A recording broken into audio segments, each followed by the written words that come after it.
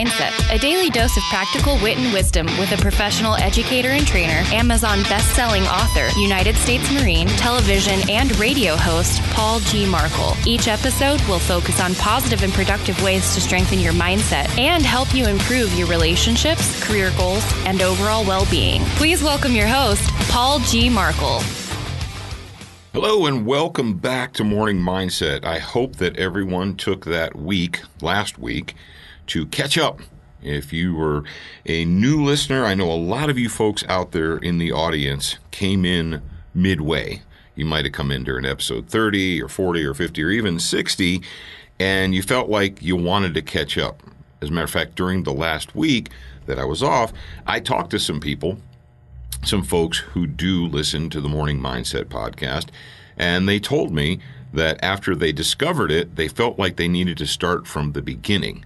So they went back to the beginning and they're not caught up yet. So I'm hoping that you guys used last week to catch up. So here we are. It's time for a brand new week. It's time for a brand new episode of Morning Mindset. So perk up your ears and take a listen. We're going to talk about speaking to the mirror or talking to the mirror. And you're like, well, what does that mean? If you talk to a mirror, all you get is your own opinion. You get your own words back to you. You say, yep, I get that, Paul. I understand, but what's your point? My point is this. If you ask a question in public, whether it's on a public forum or in a public group, or if it's in a classroom setting or what have you, if you ask a question, you need to be ready to hear an answer that you did not expect or that you don't like. I know. Often people will ask questions. They will put something out there. They will make a statement or they will make a question in the form of a rhetorical question. And they're not doing it to gain information. They're not doing it to check other people's opinions or see how they feel about the subject. People will make public statements or they will say a question or ask a question, but it's really a rhetorical question. They don't want your answer. And when they get an answer or someone doesn't agree with their opinion, well, then they get a little bit butthurt. They get a little bit offended. And I say, well, if you don't want to hear an answer, don't ask a question. And if you're going to make public statements and you don't want anyone to disagree with your statements, if all you want is to hear your own opinion repeated back to you, go talk to a mirror, because that's the best way to do it. Now, I have found in my professional life that I have written things and I have designed certain things. I've designed some products and I've written many books and articles, and I have strong opinions about things. I have strong opinions about what it is that I'm involved in, and I have those strong opinions based upon, 3 decades plus of education and experience. And the more experience and the more education you get, generally, the stronger your opinions become. And often I find myself in a position where I know that my decision is the right one, just because in my gut, I know it's right based upon, 3 decades of experience and education and all that. And I don't even take the time to articulate it, at least not to myself. I'll make a decision. I'll know in my heart that that decision is right, and I just accept it. But not everyone is going to do that, and not everyone understands. So I've experienced questions from my peers and from my mentors. I think I mentioned this before.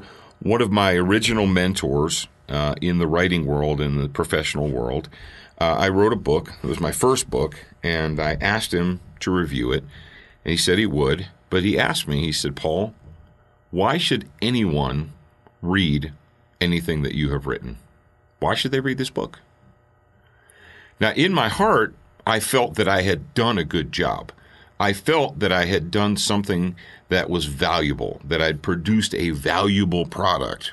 But I never thought about, writing down why people should read the book.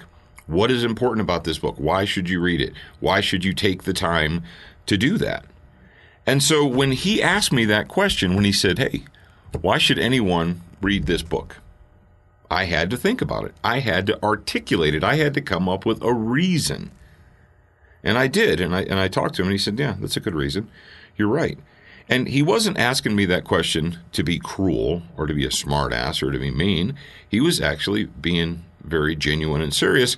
And he wanted me to articulate that. He wanted me to stop and think, it's not enough for you, Paul, to say, hey, I wrote this, it's great, everyone should read it.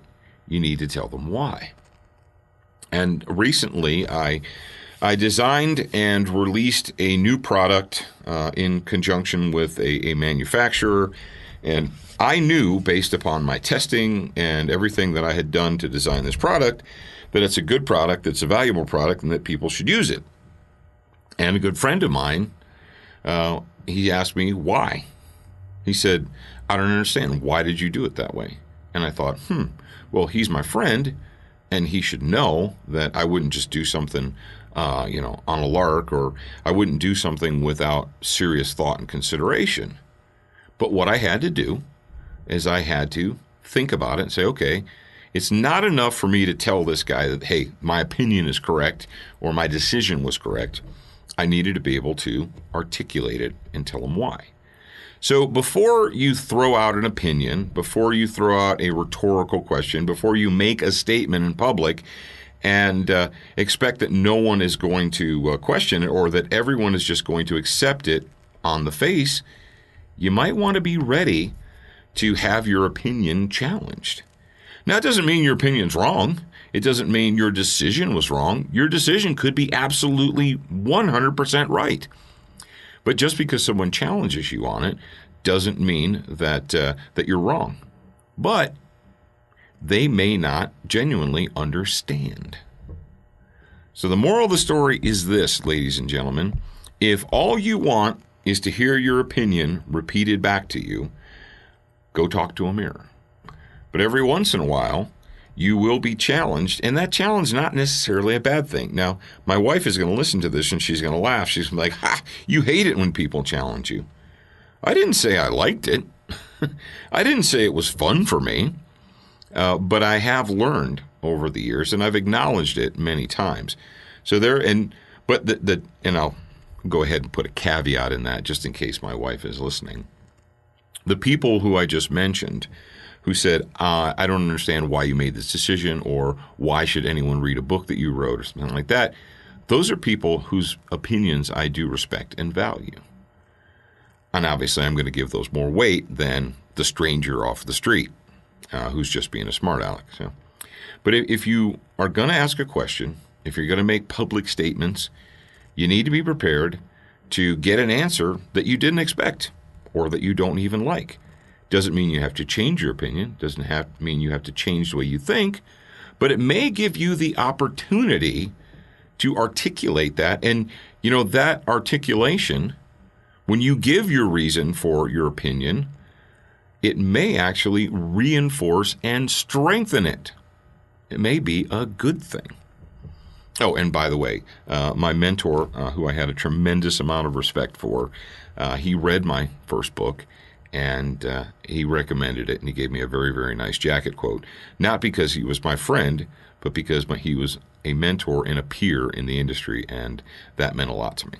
So. All right, that is it for today. Hope you are all caught up. Thank you very much for listening. And if you would like to read any books written by yours truly, Paul Markel, well, it's quite easy. All you have to do is go to Amazon.com, type in the word Paul, P-A-U-L, Markel, M-A-R-K-E-L, and it'll take you directly there. You can get my books in paperback and on Kindle. I'm Paul Markel, and I'll talk to you again real soon. Thank you for spending time with us today. To get show notes, submit a topic request, and for more from your host, Paul G. Markel, visit morningmindsetpodcast.com. That's morningmindsetpodcast.com. Please leave a review for this podcast on your favorite podcast player. We appreciate your time and effort, and we look forward to reading your honest feedback.